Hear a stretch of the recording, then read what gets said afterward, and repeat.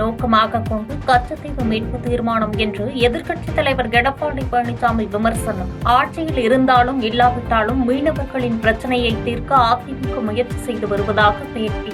அனைத்து இந்திய அண்ணா திராவிட முன்னேற்ற கழக தலைவர்கள் பொன்மனச்செம்மல் புரட்சித் தலைவர் எம்ஜிஆர் காலத்திலும் சரி, இதயம் புரட்சித் தலைவர் அம்மாவுடைய காலத்திலும் சரி, அம்மாவுக்கு பிறகு அம்மாவுடைய அரசும் சரி, மீனவர்கள் மீது அக்கறை கொண்டு கச்சத்தீவை மீட்பதற்கு அனைத்து வழியிலும் நடவடிக்கை எடுக்கப்பட்டிருப்பதை தெரிவித்துக் கொள்கிறேன். ஆனால் திராவிட முன்னேற்ற கழகம் 16 ஆண்டு காலம் மத்தியிலே ஆட்சி அதிகாரத்தில் இருந்து அதை பயன்படுத்தாமல் தன்னுடைய குடும்பம் தான் முக்கியம், குடும்பத்திற்கு அதிகாரம் வேணும், ஆட்சி அதிகாரத்தில் வேணும், அதைத்தான் பார்த்தாங்களே ஒழிய தமிழ்நாட்டுக்கு மீனவர்களை பற்றி கவலைப்படவில்லை. தமிழ்நாடு அரசை கலந்து ஆலோசிக்காமல் கச்சத்தீவை வழங்கியது தவறு என்று அமைச்சர் ரகுபதி குற்றச்சாட்டு. கச்சத்தீவை திரும்ப பெற வேண்டும் என்பதற்கு அனைவரும் பாடுபட வேண்டும் என்று பேட்டி.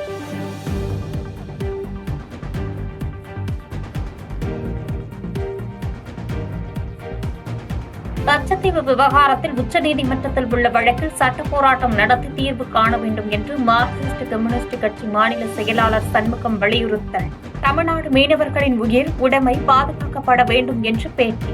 ஆனால் அதே நேரத்தில் இது ஒரு சர்வதேச பிரச்சனை என்கிற முறையிலேயும் ஏற்கனவே கச்சத்தீவு சம்பந்தமான ஒரு வழக்கு உச்சநீதிமன்றத்திலே நீண்ட காலமாக நிலுவையில் இருக்கிறது. வழக்கை போட்டிருப்பதே தமிழ்நாடு அரசாங்கம் தான். தமிழ்நாடு அரசாங்கம் போட்ட வழக்கின் மீது இன்னமும் உச்சநீதிமன்றம் எந்த தீர்ப்பையும் அளிக்காத நிலையில் இத்தகைய ஒரு தீர்மானம் நிறைவேற்றப்படுவது பொருத்தமாக இருக்குமா என்பதை தமிழ்நாடு அரசாங்கம் யோசிக்கணும். எங்களை பொறுத்தவரை உச்சநீதிமன்றத்தில் நிலுவையில் உள்ள வழக்கை விரைவாக நடத்தி தீர்ப்பை பெறுவதற்கு தமிழ்நாடு அரசாங்கம் உரிய முயற்சிகள் எடுக்க வேண்டும். தமிழக சட்டசபையில் கச்சத்தீவை மீட்க கோரும் தீர்மானத்தை காங்கிரஸ் ஆதரிப்பதாக செல்வ பெருந்தகை பேட்டி. கச்சத்தீவு விவகாரத்தில் இந்திரா காந்தி தவறு செய்துவிட்டதாக விபத்தை ஏற்படுத்துகிறார்கள் என்று குற்றச்சாட்டு. இதெல்லாம் வரலாறு. இந்த வரலாறை மறைக்கும் விதமாக இன்று எல்லோரும் ஒவ்வொருவர் வரலாறு தெரியாமல் அன்னை இந்திரா காந்தியுடைய புகழை தெரியாமல் பேசி வருவது வருத்தம் அளிக்கிறது. நடுவில் சில பக்கங்களை காணும் என்பது போல சில உண்மை வரலாறுகளை மறைத்துவிட்டு பேசுகிறார்கள். ஆனால் இன்றைய காலகட்டத்தில் கச்சத்தீவு தேவை என்ற தீர்மானத்தை நாங்கள் ஆதரிக்கிறோம், வரவேற்கிறோம். அதனால் தீர்வு கண்டால் எங்களை விட மகிழ்ச்சி அடைவர்கள் யாரும் இருக்க முடியாது.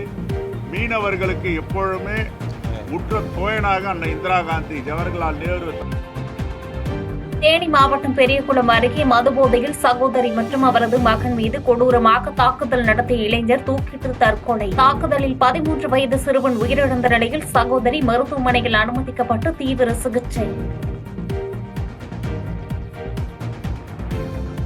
நீலகிரி மாவட்டத்தில் சுற்றுலா வாகனங்களுக்கு இ-பாஸ் கட்டாயமாக்கப்பட்டுள்ளதற்கு எதிர்ப்பு தெரிவித்து கடை அடைப்பு. ஓட்டல்கள் மூடப்பட்டிருப்பதால் அம்மா உணவகங்களில் சுற்றுலா பயணிகள் கூட்டம்.